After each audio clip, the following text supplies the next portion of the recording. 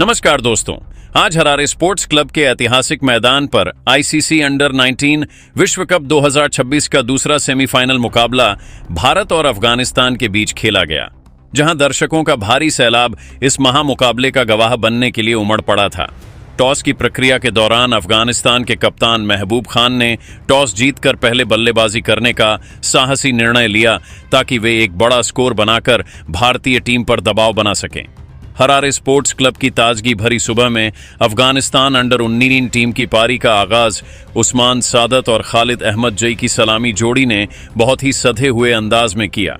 जहां भारतीय तेज गेंदबाज आरएस अम्बरीश पहले ओवर में अपनी सटीक लाइन और लेंथ के साथ आक्रमण पर तैनात हुए थे। उस्मान सादत ने खेल की पहली ही गेंद पर अपनी कलात्मकता का परिचय देते हुए अम्बरीश की गेंद पर एक दर्शनीय और करारा चौका जड़कर अपनी पारी और टीम के खाते का बहुत ही शानदार आगाज किया। भारतीय गेंदबाजों ने शुरुआती पावर प्ले में कसी हुई गेंदबाजी की और बल्लेबाजों को हाथ खोलने के ज्यादा मौके नहीं दिए, लेकिन अफगानी बल्लेबाज पिच पर टिकने का दृढ़ संकल्प लेकर आए थे। भारत को पहली बड़ी और महत्वपूर्ण सफलता खेल के 13वें ओवर में नसीब हुई,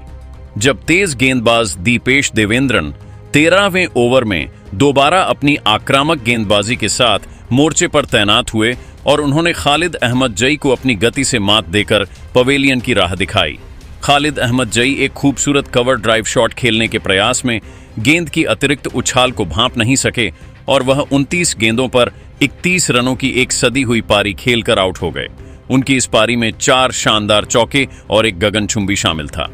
खालिद के आउट होने के बाद फैसला शिनोजादा मैदान पर आए और उन्होंने उस्मान साद के साथ मिलकर अफगानी पारी को धीरे धीरे एक बड़े स्कोर की ओर ले जाना शुरू किया, जहां भारतीय कप्तान ने रनों की गति रोकने के लिए स्पिनरों को मोर्चे पर लगाया। खेल के 25वें ओवर में जादुई स्पिनर कनिष्क चौहान 25वें ओवर में अपनी रहस्यमयी फिरकी गेंदबाजी के साथ आक्रमण पर आए और उन्होंने अपनी एक टर्न होती गेंद पर उस्मान सादत को पूरी तरह से फंसा लिया। उस्मान सादत एक बड़ा हवाई शॉट खेलने के प्रयास में गेंद की जादुई फिरकी को पढ़ने में चूक गए और वह 70 गेंदों पर 29 रनों की एक धैर्यपूर्ण पारी खेलकर आउट हो गए। उनकी इस जुझारू पारी में 3 शानदार चौके शामिल थे। उस्मान के पवेलियन लौटने के बाद अफगानिस्तान की पारी का असली रोमांच और प्रलयकारी मंजर शुरू हुआ, जब फैसला शोजादा और उजरुल्लाह नियाजी ने मिलकर भारतीय गेंदबाजी आक्रमण की धज्जियां उड़ाना शुरू कर दिया। फैसल शिनोजादा आज एक बहुत ही प्रलयकारी और विनाशकारी लय में नजर आ रहे थे और उन्होंने मैदान के हर कोने में भारतीय गेंदबाजों को निशाना बनाते हुए बाउंड्री की बौछार कर दी। फैसल ने अपनी आक्रामक बल्लेबाजी को जारी रखा और खेल के 46वें ओवर में दीपेश देवेंद्रन के हाथों आउट होने से पहले एक ऐतिहासिक और यादगार शतक जड़कर अपनी टीम को मजबूत स्थिति में पहुंचा दिया। फैसल शिनोजादा एक आक्रामक पुल शॉट खेलने के प्रयास में बाउंड्री पर लपके गए और वह 73 गेंदों पर 110 रनों की एक अविश्वसनीय पारी खेलकर आउट हो गए। उनकी इस पारी में 15 शानदार चौके शामिल थे। फैसले के जाने के बाद भी रनों का सैलाब नहीं रुका, क्योंकि उजरुल्लाह नियाजी ने अपना रौद्र रूप धारण कर लिया था और उन्होंने पारी के अंतिम ओवरों में की बरसात कर दी। खेल के अंतिम 50वें ओवर में हेनिल पटेल 50वें ओवर में अपनी गेंदबाजी का अंतिम कोटा पूरा करने के लिए मोर्चे पर आए, लेकिन उजरुल्लाह नियाजी ने उनकी रफ्तार का बखूबी इस्तेमाल करते हुए कुछ अत्यंत दर्शनीय शॉट्स खेले। उजरुल्लाह नियाजी ने अपनी बल्लेबाजी का लोहा मनवाते हुए मात्र 86 गेंदों पर 101 रनों की एक अभूतपूर्व शतकीय पारी खेली और वह अंत तक आउट नहीं हुए। उनकी इस नाबाद पारी में 12 कड़क चौके और 2 गगनचुंबी शामिल थे। अफगानिस्तान की टीम ने इन दोनों शतकों के दम पर निर्धारित 50 ओवरों के खेल में 4 विकेट के नुकसान पर 310 रनों का एक अत्यंत विशाल और हिमालय जैसा चुनौतीपूर्ण स्कोर खड़ा किया। हरारे के इस मैदान पर अब भारतीय बल्लेबाजों के सामने इतिहास रचने की एक बहुत बड़ी और कठिन चुनौती थी, क्योंकि 311 रनों का यह लक्ष्य किसी भी टीम के लिए मनोवैज्ञानिक दबाव पैदा करने के लिए पर्याप्त था। 311 रनों के इस रिकॉर्ड लक्ष्य का पीछा करने उतरी भारतीय टीम के सलामी बल्लेबाजों ने पहली ही गेंद से अपने इरादे साफ कर दिए थे। भारत की ओर से आरोन जॉर्ज और वैभव सूर्यवंशी ने पारी की शुरुआत की, जहां अब्दुल अजीज पहले ओवर में गेंदबाजी करने के लिए आए और आरोन जॉर्ज ने उनकी पहली ही गेंद पर एक कलात्मक चौका जड़ा। वैभव सूर्यवंशी आज बहुत ही आक्रामक मूड में नजर आ रहे थे और उन्होंने खेल के चौथे ओवर में वाहिदुल्लाह जादरान गेंदबाजी करने के लिए आए, जहां वैभव ने उनकी गेंदों पर एक और एक चौका जड़कर भारतीय स्कोर को तेजी प्रदान की। वैभव सूर्यवंशी ने अपनी विध्वंसक बल्लेबाजी जारी रखी और मात्र 24 गेंदों पर अपना तूफानी अर्धशतक पूरा किया, लेकिन नूरस्तानी उमरजई दमे ओवर में गेंदबाजी करने के लिए आए और उन्होंने वैभव को आउट कर दिया। वैभव सूर्यवंशी पुल शॉट खेलने के प्रयास में 33 गेंदों पर 68 रन बनाकर आउट हो गए। उनकी इस पारी में 9 चौके और 4 शामिल थे। वैभव के जाने के बाद कप्तान आयुष महात्रे मैदान पर आए और उन्होंने आरोन जॉर्ज के साथ मिलकर अफगानी गेंदबाजों को बैकफुट पर धकेल दिया, जहां खेल के 21वें ओवर में रूहलाह अरब 21वें ओवर में अपनी स्पिन गेंदबाजी के साथ मोर्चे पर तैनात हुए। आयुष महात्रे ने अपनी सिग्नेचर बल्लेबाजी का प्रदर्शन किया और 23वें ओवर में 1 रन लेकर अपना अर्धशतक पूरा किया, जहां वह 52 रन पर नाबाद थे। आरोन जॉर्ज भी दूसरे छोर पर चट्टान की तरह डटे रहे और उन्होंने 21वें ओवर में एक शानदार चौका जड़कर अपना अर्धशतक पूरा किया, जहां वह 50 रन पर नाबाद थे। भारत को दूसरा झटका खेल के 27वें ओवर में लगा, जब नूरस्तानी उमरजई 27वें ओवर में दोबारा गेंदबाजी करने के लिए आए और उन्होंने आयुष महात्रे का विकेट झटक लिया। आयुष महात्रे फ्लिक शॉट खेलने के प्रयास में 19 गेंदों पर 62 रन बनाकर आउट हो गए। उनकी इस पारी में 5 चौके और 4 शामिल थे। हरारे स्पोर्ट्स क्लब के मैदान पर जब अंपायरों ने 30वें ओवर की समाप्ति का इशारा किया, तब भारतीय अंडर 19 टीम एक अत्यंत सुखद और मजबूत स्थिति में खड़ी नजर आ रही थी, जहां स्कोर बोर्ड पर टीम का स्कोर 2 विकेट के नुकसान पर 29 रनों के एक अत्यंत विशाल और प्रभावशाली आंकड़े तक पहुंच चुका था। भारत ने इस चुनौतीपूर्ण लक्ष्य का पीछा जिस निडरता और बेबाकी के साथ किया, उसने अफगान खिलाड़ियों के चेहरे पर निराशा की लकीरें साफ कर दी थीं, क्योंकि अब जीत का रास्ता बहुत ही सुगम और साफ नजर आ रहा था। क्रीज पर सलामी बल्लेबाज आरोन जॉर्ज किसी चट्टान की तरह अडिग होकर डटे हुए थे और उन्होंने अपनी बेहतरीन तकनीक और संयम का अद्भुत नमूना पेश करते हुए 69 गेंदों पर 77 रनों की एक अत्यंत शानदार और प्रभावशाली पारी खेल ली थी, जहां वह इस समय भी क्रीज पर नाबाद थे। आरोन जॉर्ज की बल्लेबाजी में वह आत्मविश्वास साफ झलक रहा था, जो किसी भी बड़े लक्ष्य को छोटा करने के लिए आवश्यक होता है, और उन्होंने अफगान स्पिनरों को मैदान के हर कोने में खेलकर थका दिया था। आरोन जॉर्ज के साथ दूसरे छोर पर युवा बल्लेबाज विहान मल्होत्रा भी अपनी पूरी लय में नजर आ रहे थे और उन्होंने क्रीज पर आते ही अपनी आक्रामक मंशा साफ कर दी थी, जहां वे 10 गेंदों पर 12 रनों के व्यक्तिगत स्कोर पर बहुत ही आत्मविश्वास के साथ नाबाद क्रीज पर डटे हुए थे। इन दोनों बल्लेबाजों के बीच के बेहतरीन तालमेल और तेजी से रन चुराने की कला ने अफगान कप्तान महबूब खान को पूरी तरह से विवश कर दिया था और उनकी सारी फील्डिंग सजावट इन दोनों बल्लेबाजों के सामने विफल साबित हो रही थी। अफगानिस्तान ने अपनी पारी में जो 310 रनों का पहाड़ जैसा स्कोर खड़ा किया था, वह अब भारत की इस प्रचंड बल्लेबाजी के सामने पूरी तरह से बौना और छोटा साबित हो चुका था, क्योंकि भारतीय बल्लेबाजों ने पावर प्ले से ही रनों की रफ्तार को कभी गिरने नहीं दिया था।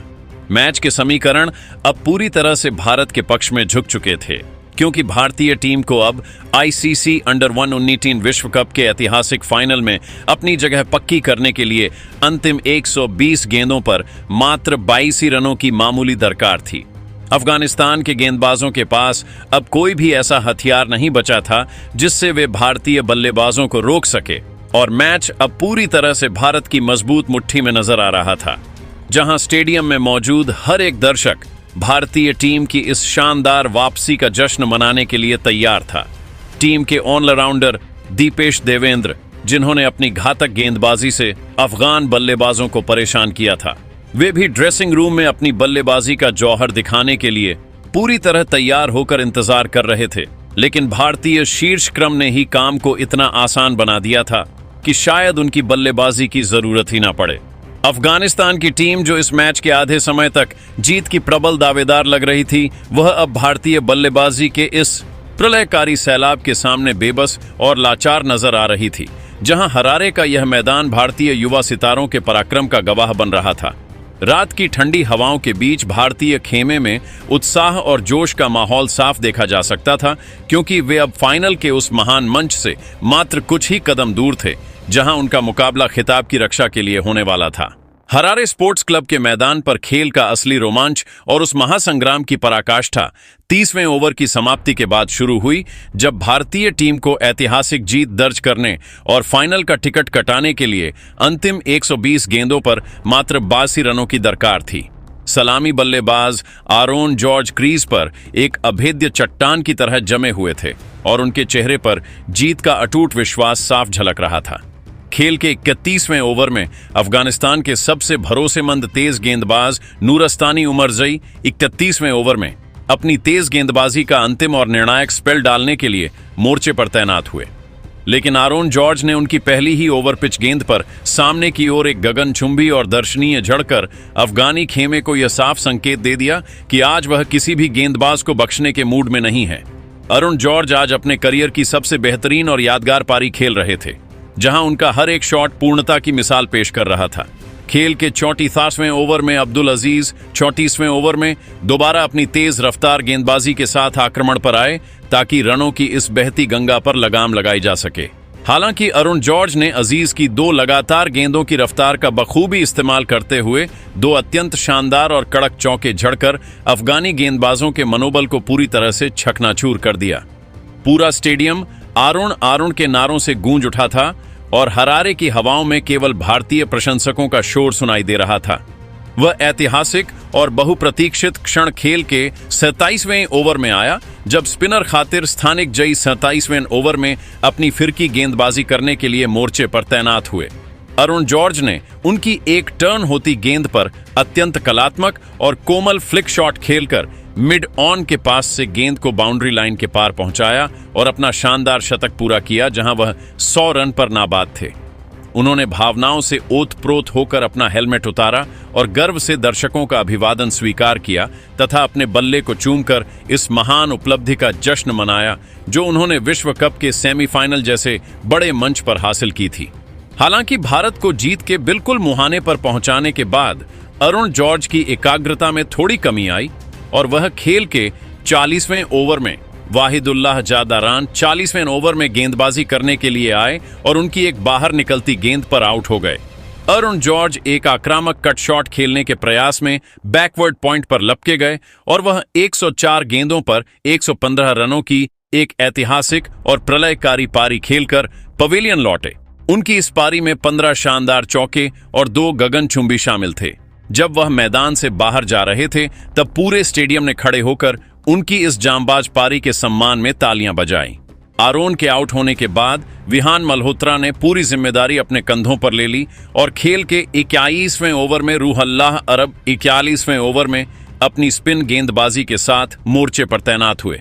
विहान मल्होत्रा ने रूहल्लाह की एक शॉर्ट पिच गेंद को भांपते हुए उस पर एक अत्यंत प्रलयकारी और शक्तिशाली पुल शॉट खेलकर शानदार चौका जड़ा और भारत को सेमीफाइनल के इस महामुकाबले में 7 विकेट से एक ऐतिहासिक और अविस्मरणीय जीत दिला दी। विहान मल्होत्रा 47 गेंदों पर 28 रनों की एक संयमित पारी खेलकर नाबाद लौटे और उनके साथ ऑलराउंडर वेदांत त्रिवेदी 6 गेंदों पर 5 रन पर नाबाद रहकर क्रीज पर डटे हुए थे। भारतीय टीम ने मात्र 81.1 ओवरों में 3 विकेट के नुकसान पर 311 रनों का विशाल लक्ष्य हासिल कर फाइनल का टिकट बहुत ही शान से हासिल कर लिया। हरारे का यह ऐतिहासिक मैदान भारतीय युवा सितारों के अदम्य साहस और पराक्रम का मूक गवाह बना, जहां आरुण जॉर्ज और वैभव सूर्यवंशी ने अपनी विनाशकारी और निडर बल्लेबाजी से अफगानिस्तान के विश्व कप जीतने के सुनहरे सपने को पूरी तरह से चकनाचूर कर दिया। भारतीय टीम ने इस जीत के साथ यह साबित कर दिया कि वे खिताब की रक्षा करने के लिए पूरी तरह से तैयार हैं और उनके पास ऐसे खिलाड़ी हैं जो किसी भी परिस्थिति में मैच का पासा पलटने का माद्दा रखते हैं।